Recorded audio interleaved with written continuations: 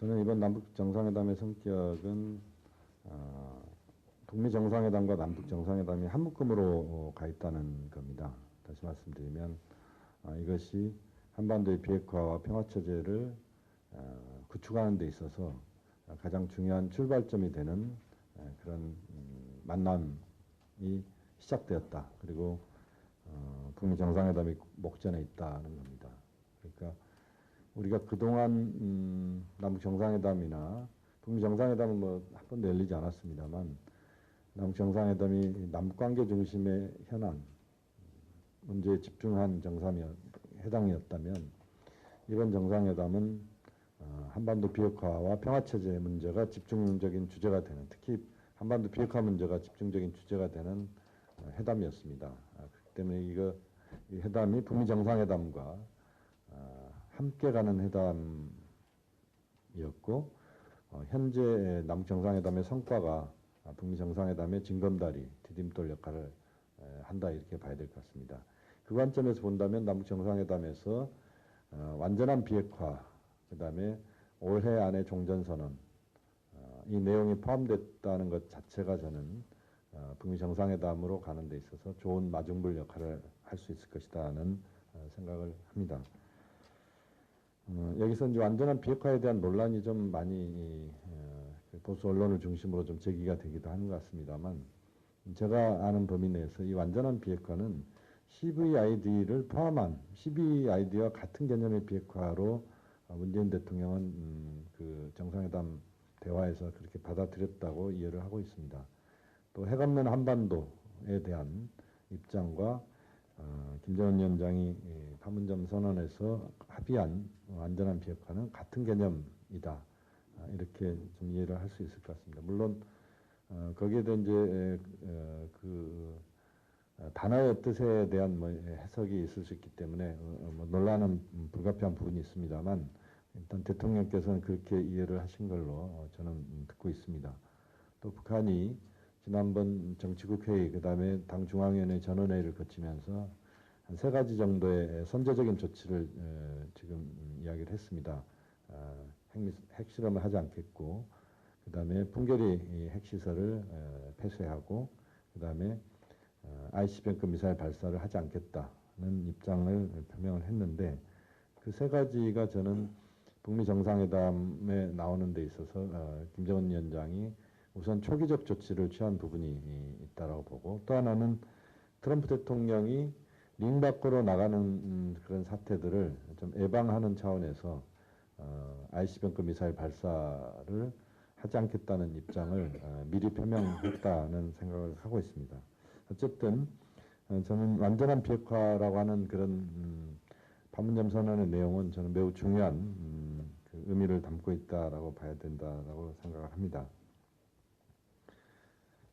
제가 이번 남북 정상회담 또 앞으로 북미 정상회담 이 흐름들을 보면서 3가지 포인트를 좀 주목을 하고 있습니다. 저는 하나는 폼페이오 국무장관, 당시에는 이제 내정자 신분이었습니다만 폼페이오 장관의 평양 방문이 매우 중요한 그 분수령이었다라는 생각을 합니다.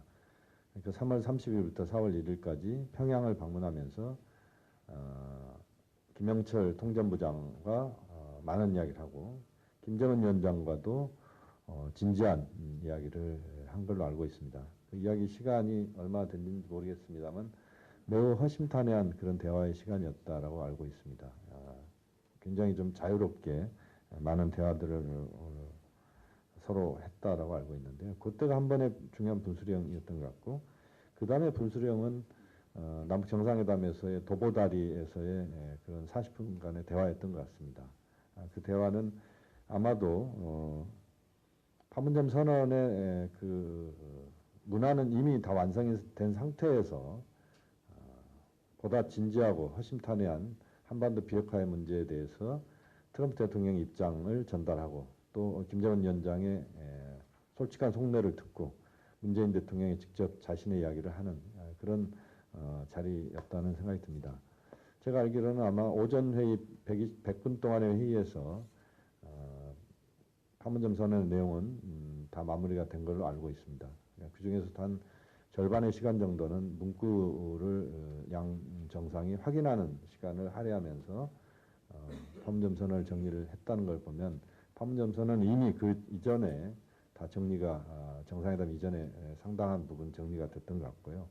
어쨌든 판문점에서의 2018 남북 정상회담의 모든 중요한 그 포인트 또는 모든 2018 남북 정상회담 그 하루 동안에서 문재인 대통령이 가장 심혈을 기울였던 것은 그 40분 동안의 대화였다는 생각을 합니다. 어쨌든 그 대화의 의미가 있었고 그 다음에 75분 동안의 한미 정상회담의 정상 간의 통화 이것도 매우 중요한 의미를 부여할 수 있을 것 같습니다. 그런 과정에서 한반도의 비핵화 문제와 평화체제에 대한 문재인, 트럼프 또 김정은 위원장을 포함한 이 3자의 많은 부분의 논의가 있었다고 생각을 합니다. 그리고 그 논의의 성과가 아마 북미 정상회담을 통해서 나올 거라고 보는데요. 제가 알기로는 지금의 전체적인 판을 다 알고 있는 사람은 전 지구상 6명이라고 생각을 합니다. 제가 어떤 세미나 자리에도 이야기를 했습니다만 트럼프, 문재인, 김정은 이 세 분과 그 다음에 서훈 그리고 폼페이오, 김영철 이 세 사람이 합쳐서 6사람이 전체 판을 알고 있는 유일한 사람이라는 생각을 하고 있습니다. 그만큼 이번 상황 자체는 판 자체는 좀 독특하다 이렇게 말씀드릴 수 있을 것 같고요. 북한의 비핵화 의지에 대해서 이제 우정엽 박사님이 여러 가지 말씀하셨는데 저는 북한의 비핵화 의지가 있냐 없냐를 지금 중심에 놓고 사고하는 것은 별로 중요한 논점은 아니라고 봅니다. 왜 그런 말씀을 드리냐면 남북 간에도 신뢰가 없는 상태에서 출발하고 있고 북미 관계에서도 신뢰가 없는 상태에서 지금 남북 북미 정상회담을 시작하고 있습니다. 이것은 상호 신뢰가 없는 상태에서 문제를 풀어가는 방식이 처음으로 시도되는 겁니다. 그것은 위로부터 아래로 내려오는 탑다운 방식입니다. 최고 지도자가 결단을 하면서 거기에서 큰 틀에서의 그런 상호 간에 통큰 결단을 하는 그 타결을 우선적으로 하고 그 다음에 그것을 이행하는 과정에서는 단계적으로 지금 비핵화 문제에 있어서는 단계적인 이행을 하고 그리고 보상과 관련돼서는 행동과 행동에 따라서 보상하는 그런 방식입니다. 저는 이제 중매에 이걸 많이 비유를 하는데요. 중매 결혼할 때 처음부터 상호 신뢰 속에서 만나는 게 아닙니다. 지금의 만남은 특히 서로 적대적 관계에서 만나는 겁니다. 그래서 이 관계에서 만나는 것은 신뢰를 하나 둘씩 만들어 가면서 하나하나 상황을 돌파하면서 가면서 신뢰가 쌓이고 쉬운 것부터 문제를 해결하고 어려운 것들은 쉬운 것들의 성과를 바탕으로 해서 어려운 것들을 해결하는 그런 방식입니다. 그렇기 때문에 저는 지금의 비핵화 북한의 비핵화 의지를 갖고 이야기한다면 저는 이런 회담은 할 필요가 없는 것이죠. 아예 처음부터 하지 말았어야 됩니다. 그렇지만 지금의 방식은 저는 이 회담에서 김정은, 트럼프, 문재인 세 사람이 다 성과를 자기의 어떤 이해득실 관계를 따져보면 많은 성과들을 거둘 수 있는 그런 예상을 하고 있기 때문에 지금 이 흐름들을 이어가고 있는 겁니다. 중국, 일본, 러시아도 저는 마찬가지라고 봅니다. 그런 관점에서 보면 한 번도 가보지 않은 길을 지금 가고 있는 것이죠. 이 길은 어떻게 보면 굉장히 반신반의할 수밖에 없습니다. 또 군에 계신 원로분들께서나 또는 현역 군인들께서도 상당히 부담스러워 하실 수도 있다고 봅니다. 그렇지만 한 번도 가보지 않은 길을 가야 되는 경우에는 저는 가야 된다고 생각합니다. 그렇지 않고는 다른 방법이 없습니다. 그래서 이 가지 않은 길을 제대로 가기 위해서 지금 문재인 대통령은 길잡이 역할을 하는 것이죠. 그 길잡이는 우리가 다 아시다시피 호롱불 들고 앞장서서 가는 거 아니겠습니까? 그러면 길잡이가 어떻게 방향을 잡느냐가 매우 중요한 거고 또 중매인 또는 운전자 역할을 하는 것입니다. 이건 한국이 한 번도 그동안 해보지 않은 것을 지금 최초로 시도하는 겁니다. 아마 기억 안 나실 겁니다. 이런 적이 있었던가 한국의 대통령이 미국과 북한 사이에서 한국의 정상이 미국과 북한의 최고 지도자 사이에서 컨트롤을 하는 적이 있었던가 한번 생각해 보시면 최초의 시도입니다. 그렇기 때문에 이 시도에서는 비핵화 의지와 관련된 부분을 직접적으로 지금 있냐 없냐를 따지는 것은 물론 그 부분에 대한 관심을 당연히 가지시겠지만 그러나 그것이 본질은 아니다는 말씀을 드리고 싶고요. 그다음 또 하나는 이제 종전선언과 관련된 부분인데 이 종전선언과 관련된 부분은 저는 완전한 올해 안에 종전선언의 목표를 두고 있는 것이 저는 가능하다고 보고 있습니다. 종전선언이 지금 당장은 쉽지는 않습니다만 그러나 남북이 일단 종전선언에 합의를 했고 그 다음에 트럼프 대통령이 만약에 판문점에 오게 된다면 저는 내용상 종전선언이 이루어질 거라고 봅니다.